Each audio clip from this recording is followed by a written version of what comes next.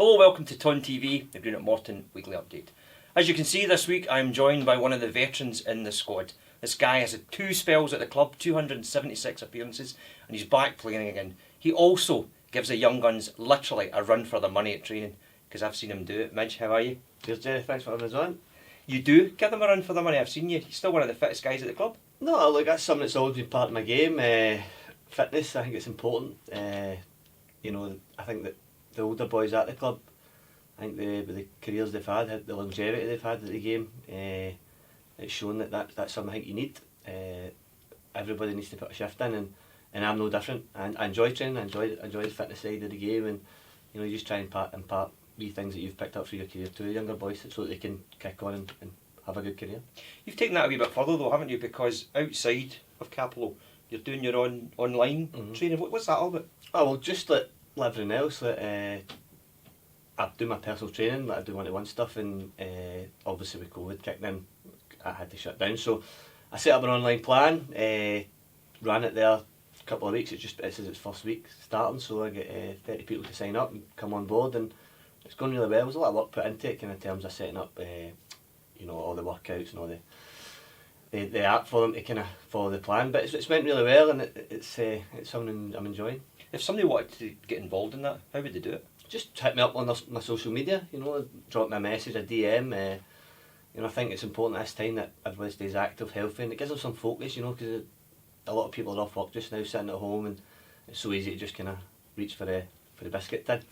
So I think it's important to stay active and give yourself some focus, and it helps with the mental health side and stuff as well. So if anybody wanted to kind of get involved or improve their fitness, whatever goes, just drop me a wee DM on my socials and I'll get back to you. There you go, there's a promotion for you. There you go, Jerry, top man. Listen, we spoke, because it seems like a lifetime ago, way back at the start of the season up at Park Lee. Your role had changed at the club. I saw you taking the players through their fitness things. But the flip side now, 6 months on, you really are actively involved behind the scenes. How are you finding that? Oh look, I've really enjoyed it. It has its ups and downs. You're still a player, you're still in the dressing room, and you're involved in decision making. Anton's obviously at final say, but he asks a lot of your advice, and how's so and so doing in training, how do you feel they've been doing, what do you think about this for that game. So it's difficult, because at the end of the day they're your teammates, and you're giving an opinion on them. But credit to the boys, they've been absolutely superb, and myself, Brian, Jim obviously when he was here, and they gave us the utmost respect, and I think they appreciate the difficult position we're in terms of that. But it's great, I'm really enjoying it. I think performances have been good. We have been disappointed with some of the results that we've had of late, but that's the fine lines in the game at times. I think we just need a wee bit more in the final third, and that's a team. We just need to create more chances, have more shots at goal, and it's something we've been working hard on behind the scenes, but I'm enjoying it. That's true, isn't it? Because a lot of similarities between the Arbroath game and the Wraith Rovers game as well. We say this every week, the margins are so tight in this division, aren't they? Definitely, and it's the same throughout my career. I'll say the first goal can be so important. It just changes that whole mindset, that confidence. In the past couple of games, I felt that we've been dominating games possession wise, getting into good final third, good positions, but just maybe not getting that final ball or that final shot. And that's something that we're working hard on, that will come. But you just got to stay confident, just to keep believing the things they're doing, and that it will change. A couple of new recruits as well, with Kaz Sterling coming in, obviously Jamie Butler as well. I'm seeing the dynamic changing out on the part, particularly for likes of Aidan now, who's got somebody there that can push him on and develop him further. I think Jamie's been brilliant. He speaks really well. He's very vocal in training. He's not short of confidence, is he? And you need that. I mean, I think Aidan needs that. He needs somebody. Obviously, Tim was here, was brilliant, but he's not had that person working him every day in training, and also a wee bit of competition. I think I need that in a squad to push people on. Kaz has come in. He's young, he's hungry, he's enthusiastic.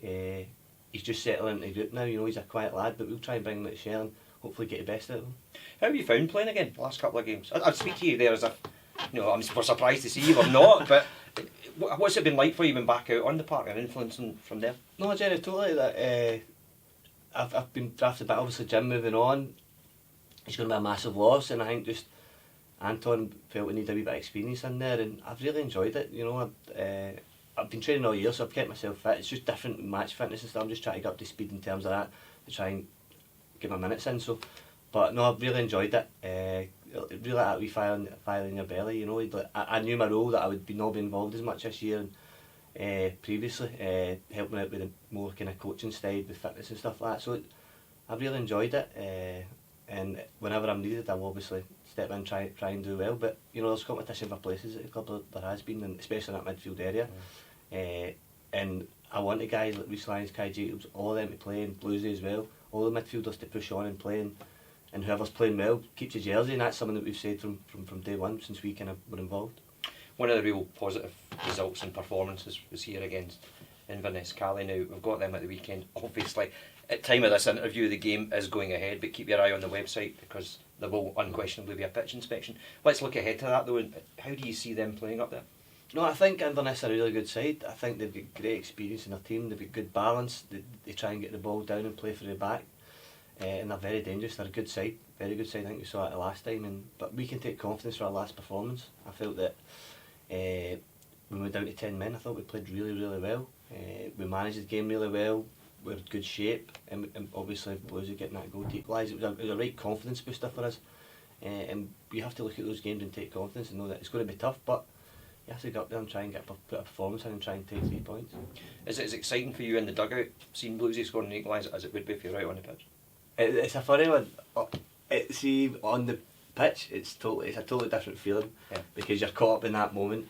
It's just that elation that kind of kicks in. When you're on the sideline, you have that similar feeling, but then you know that right, organise, make sure that straight after boys are set up right because you're so vulnerable after scoring. You can teams always it happens. You lose a goal right away if you're not set up correctly. So you try and get caught in the moment, but you've obviously got to try and do your job if you're on the touchline. 276 appearances, 24 to go to the big 3-0. Don't know if I'll make it, mate. Well, we sincerely hope you make it. But beyond that, I mean, having had this experience now coaching, is management a thing you would consider? No, look, I think I've always been forward thinking in terms of I've done my PT, I did a sports journalism degree. I've always known that it's going to come to an end one day. So I done my coaching badge up to my B licence, and then it was just something I kind of put in the back burner because I didn't think it, the way it was developing. But that's the thing about football, you don't know what's around the corner, there's always an opportunity. So I've really enjoyed my stint and helping out in the dugout. Could I see myself being a manager one day? I could. I won't lie. I think I've tasted what it's like and I've enjoyed it. So no, it's not something I'd rule out anyway. But whatever happens will happen. I'm just wanting to try and stay in the moment as much as possible, enjoy every moment, whether it be in the dugout, on the field, and try and help obviously Morton get into that player spot, and that's something we're driving towards. I'm more worried about your sports journalism when you could be doing my job instead of me sitting down with you. No, I told you. No, I told you. Listen, you've seen it all in the game. Second division title, third division title, Scottish Cup winner as well. That's the experience you bring to this place. No, that's all you try to impart. Like, it's a fantastic group of boys in there. Many people have said it. Great bunch. They come in, they work hard, they want to learn, they're hungry to do well. And if I can just give me nuggets here or there to help them on their way, brilliant. But it comes from individuals. If you're hungry and you want it, you'll do it. You'll do that bit extra. You'll eat right. You'll do all those things right to push yourself on the career. So it's all down to those boys in there. A lot of them get great chances to have a good career in this game. But you've got to put the work in, you've got to dedicate yourself to it, and you do that, the rewards will come. The talk over the last couple of weeks has been about Jim, obviously, and Jim was the first guy to say, look, put a tin lid on this, I'm moving on, you don't have to be talking about all this all the time.